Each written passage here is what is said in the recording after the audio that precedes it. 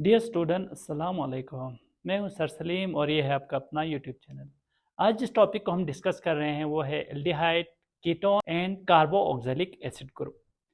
Dear student, चूंकि aldehyde और ketone में बहुत सारी चीज़ें सिमिलर होती है, लिहाजा एल्डिहाइड और कीटोन को हम एज कंपेरिजन करते हुए पढ़ते जाएंगे। एक साइड पर हम पढ़ेंगे एल्डिहाइड और एक साइड पर हम देखेंगे जी कीटोन।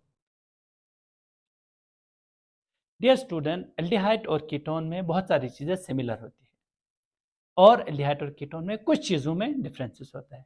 वो क्या चीज़ है जो सिमिलर है और वो क्या चीज़ है जो इन दोनों के अंदर डिफरेंसेस होता है, वो हम यहाँ देखेंगे। पहली चीज़ जो एल्डिहाइड और कीटोन दोनों में सिमिलर होता है वो ये है कि एल्डिहाइड और कीटोन में एक कंपाउंड होता है जो दोनों के अंदर कॉमन है। उस कंपाउंड को हम कहते हैं कार्बोनाइल कंपाउंड। एल्डिहाइड में भी कार्बोनाइल मौजूद होता है और कीटोन में भी कार्बोनाइल मौजूद होता है। ये कार्बोनाइल क्या चीज़ है? ये स्टूडेंट, कार्बोनाइल में एक कार्बन ऑक्सीजन से डबल बॉन्ड बनाता है, डबल बॉन्ड बनाता है ऑक्सीजन से, और इसके दोनों साइड पे ये किसी और कंपाउंड से बॉन्ड बनाता है। ये चीज़ है जी कार्बोनाइल। ये कार्बोनाइल सिर्फ एल्डिहाइड में मौजूद नहीं होता, यही कार्बोनाइल आपको कीटोन में भी मिलेगा। यहाँ पर भी मौजूद होता है जी कार्बोनाइल, जिसे हम सी डबल बॉन्ड ओ इस तरह से जाहिर करते हैं। इस कार्बोनाइल को डिनोट करने का एक और तरीका भी आपके बुक में मेंशन किया है, वो कुछ इस तरह से है। कार्बोनाइल को आप CO ऐसे करके भी इसको डिनोट कर सकते हैं। कार्बोनाइल को आप कीटोन में भी CO ऐसे करके डिनोट करेंगे। अगली जो चीज़ हम देखेंगे कि एल्डिहाइड और कीटोन में अब फर्क क्या होता है। यहाँ से आगे डिफरेंसेस इन दोनों के अंदर शुरू होता है, और वो क्या है? एल्डिहाइड के अंदर कार्बोनाइल के एक साइड पर हाइड्रोजन का होना मस्ट होता है, यानी कोई कंपाउंड एल्डिहाइड बन ही नहीं सकता अगर उसके एक साइड पर हाइड्रोजन मौजूद न हो। इसका मतलब है कार्बोनाइल के एक एल्डिहाइड के एक साइड पर हाइड्रोजन मौजूद होता है, जबकि कीटोन के दोनों साइड पर आपको आर ग्रुप या कार्बन के कंपाउंड होते हैं। यहाँ आपको क्या मिलेगा? कार्बोनाइल के इस साइड पर भी आर होगा और दूसरे साइड पर भी आर होगा, जबकि एल्डिहाइड में एक साइड पर हाइड्रोजन होगा, दूसरे साइड पर आपको आर भी मिल सकता है और दूसरे साइड पर आपको हाइड्रोजन भी मिल सकता है।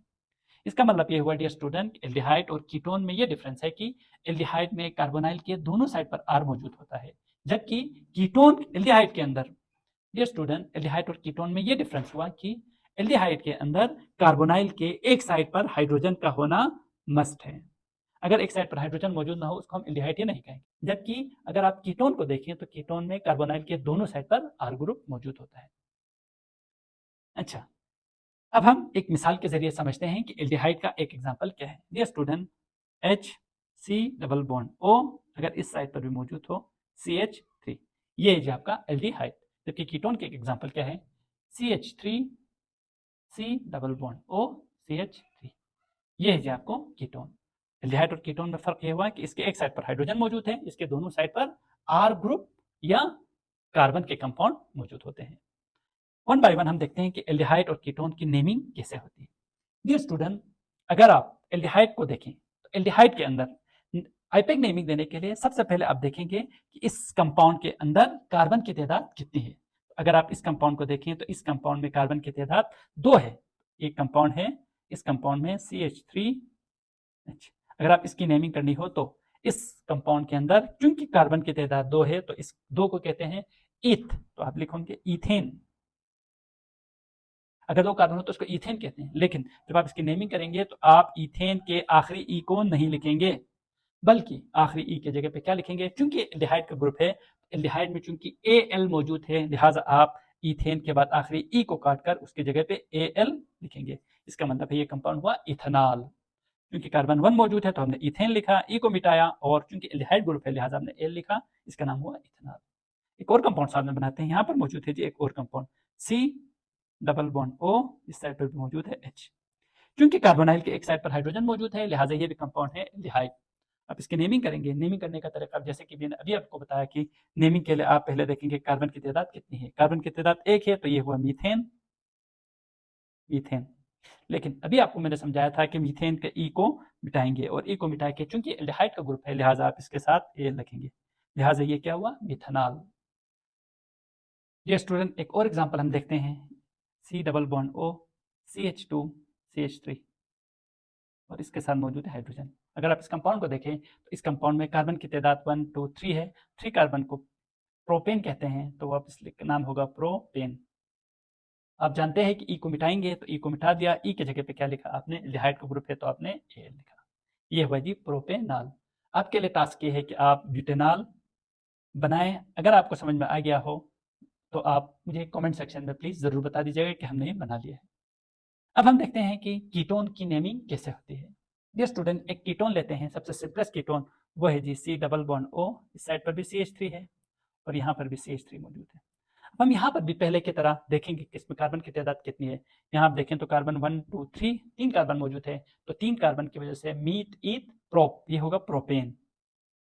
प्रोपेन, ये प्रोपेन होगा। जैसे कि यहाँ पर ई मिटाया था और ई की जगह पे ए लगाया था, यहाँ पर भी हम ई को मिटाएंगे। जब ई को मिटाएंगे तो इसकी जगह पे क्या लिखेंगे, क्योंकि कीटोन के अंदर ओ एन ई मौजूद है, लिहाजा आपने आखिर में लिखना है ओ एन ई। इसका मतलब है क्या हुआ, ये प्रोपेनोन हुआ। अब हम देखेंगे ब्यूटेनॉन कैसे बनता है। डियर स्टूडेंट, ये एक कंपाउंड है जिसके अंदर कार्बोनाइल मौजूद है। कार्बोनाइल के एक साइड पर CH3 मौजूद है और दूसरे साइड पर CH2 CH3। इस कंपाउंड में अगर कार्बन की तादाद को अगर आप गिने तो कार्बन 1 2 3 4 है। 4 कार्बन को 4 को कहते हैं मीट ईथ प्रोप ब्यूट, तो ये ब्यूटेन हुआ। ब्यूटेन, ब्यूटेन आप जानते हैं कि आखिर में ई को नहीं लिखना होता है तो आप ई को मिटा दें। ई की जगह पे क्या लिखेंगे, क्योंकि ऑन है तो आप आखिर में लिखेंगे ऑन। डियर स्टूडेंट, ये कंपाउंड हुआ जी ब्यूटेनोन। डियर स्टूडेंट, अब हम वापस चलते हैं और इन दोनों एल्डिहाइड और कीटोन दोनों का देखते हैं कि इनको जनरल नेमिंग इनकी कैसे होती है। अगर आप एल्डिहाइड पे आ जाएं तो एल्डिहाइड की जनरल नेमिंग कैसे होगी, इसके लिए आपने पहले इस कंपाउंड पे आना है और इस कंपाउंड में देखना है कि कार्बन की तादाद कितनी है। अगर आप यहाँ देखें तो कार्बन की तादाद 1 है। एक हो कार्बन की तादाद तो इसको हम फॉर्म कहते हैं। फॉर्म, फॉर्म कहेंगे क्योंकि एल्डिहाइड का ग्रुप है, लिहाजा ये फॉर्म एल्डिहाइड होगा। इट मीन्स ये कौन सा कंपाउंड हुआ डियर स्टूडेंट, ये है फॉर्मल्डिहाइड। दूसरे कंपाउंड पर आ जाएं, यहाँ पर आप कार्बन की तादाद गुने 1 2, 2 कार्बन है, 2 कार्बन को एसिड कहते हैं। एसिड, एसिड कहा क्योंकि एल्डिहाइड है, लिहाजा आप एसिड एल्डिहाइड होगा। ये एसिड एल्डिहाइड होगा। डियर स्टूडेंट, 2 कार्बन तक का जनरल नेमिंग आपके बुक ने मेंशन किया है, लिहाजा हम यहीं तक रखते हैं। इसके बाद से बाकी कंपाउंड का जनरल नेमिंग भी होती है, लेकिन वो क्या होगी वो आप इंशाल्लाह फर्स्ट ईयर सेकंड ईयर में जब आएंगे तो वहाँ पे इंशाल्लाह मैं वहाँ पे आपको उन लेक्चर्स के अंदर में समझाऊंगा। अब हम चलते हैं कीटोन। कीटोन के तमाम कंपाउंड्स के जनरल नेमिंग नहीं होती। कुछ कुछ कंपाउंड ऐसे हैं जिनके जनरल नेम्स जनरल जो है वो नेमिंग होती है। उनमें से एक है प्रोपेनोन। प्रोपेनोन का जो जनरल नेमिंग है वो है एसीटोन। एसीटोन, ब्यूटेनोन, और इस आगे के जितने सारे आपको कीटोन मौजूद है उनके जो जनरल नेमिंग है वो आप आगे क्लासेस के अंदर जाकर देखेंगे। यहाँ तक आपको सिर्फ और सिर्फ एसीटोन कौन सा कंपाउंड है ये आपने जहन में रखना है कि एसीटोन जो है वो आपको प्रोपेनोन है। आई होप स्टूडेंट ये एल्डिहाइड और कीटोन का टॉपिक आपको समझ में आ गया होगा। अब हम चलते हैं अगले टॉपिक की तरफ जो है जी carboxylic acid. Dear student, carboxylic acid group भी एल्डिहाइड और कीटोन से कुछ कुछ हद तक मिलता जुलता है। वो कैसे, क्योंकि कार्बोक्सिलिक एसिड ग्रुप के अंदर एल्डिहाइड और कीटोन की तरह कार्बोनाइल का ग्रुप होता है, C डबल बॉन्ड O। ये कार्बोनाइल कार्बोक्सिलिक एसिड में भी मौजूद होता है, लेकिन कार्बोक्सिलिक एसिड में इस कार्बोनाइल के एक साइड पर OH का ग्रुप लगा होता है। अगर किसी भी कंपाउंड में कार्बोनाइल के एक साइड पर OH का ग्रुप लगा हुआ हो तो इसे आप क्या कहेंगे, कार्बोक्सिलिक एसिड कहते हैं। कार्बोक्सिलिक एसिड में कार्बोनाइल के एक साइड पर OH होता है। यहाँ पर क्या होगा, यहाँ पर आपको H हो सकता है या यहाँ पर आपको R हो सकता है। ये कंपाउंड जो बनेगा इसको आप कार्बोक्सिलिक एसिड कहते हैं। कार्बोक्सिलिक एसिड के एक एग्जांपल देखते हैं, HC double bond O OH। Dear student, इस कंपाउंड के चूंकि कार्बोनाइल के एक साइड पर OH मौजूद है, लिहाजा इस कंपाउंड को कहेंगे हम कार्बोक्सिलिक एसिड। डियर स्टूडेंट, यहाँ पर आपको दो कंपाउंड नजर आ रहा है, इसको आप कार्बोनाइल ग्रुप कहते हैं, कार्बोनाइल ग्रुप कहते हैं, और इस कंपाउंड को आप कार्बोक्साइल ग्रुप कहते हैं। वो कंपाउंड जिसमें कार्बोनाइल हो वो या एल्डिहाइड होगा या कीटोन होगा, लेकिन वो कंपाउंड जिसमें कार्बोक्सिलिक एसिड कार्बोक्साइल ग्रुप हो उस कंपाउंड को हम कार्बोक्सिलिक एसिड कहते हैं। ये आपके बुक में सवाल पूछा हुआ है कि कार्बोनाइल ग्रुप और कार्बोक्साइल ग्रुप के अंदर क्या डिफरेंस होता है। Dear student, last topic last जो पॉइंट हमने डिस्कस करना है कार्बोक्सिलिक एसिड का वो है जी कार्बोक्सिलिक एसिड की नेमिंग। डियर स्टूडेंट, नेमिंग के दो तरीके हैं, एक है आईपैक नेमिंग, दूसरा है कॉमन नेमिंग। पहले देखते हैं आईपैक नेमिंग।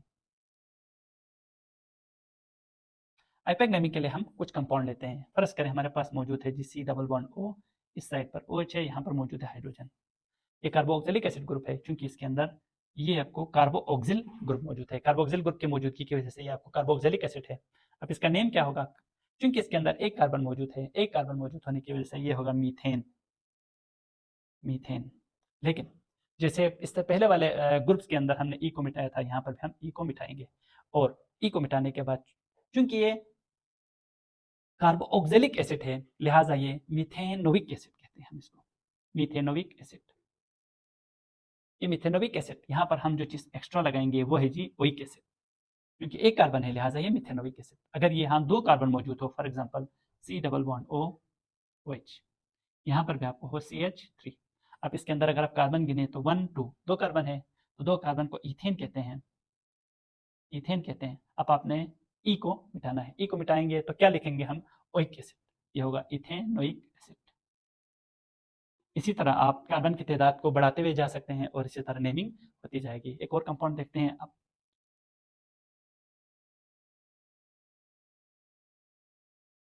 डियर स्टूडेंट, ये आपके लिए असाइनमेंट है, आपने इसका स्ट्रक्चर बनाना है। अगर आपको समझ में आ गया हो तो प्लीज़ कमेंट सेक्शन में मुझे ज़रूर बता दीजिएगा। ये हुआ जी कार्बोक्सिलिक एसिड की नेमिंग कैसे होती है, आईपैक नेमिंग, ये मैंने आपको समझा। डियर स्टूडेंट, कार्बोक्सिलिक एसिड की कॉमन नेमिंग कैसे होती है, अब हम ये देखेंगे।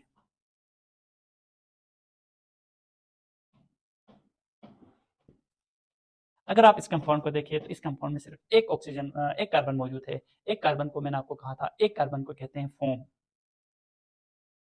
फोम, क्योंकि कार्बोक्सिलिक एसिड है लिहाजा आप इसके साथ लिखेंगे फॉर्मिक एसिड, यानी कॉमन नेमिंग के अंदर हम आई सी के साथ एसिटिक एसिड लगाएंगे, तो ये फॉर्मिक एसिड।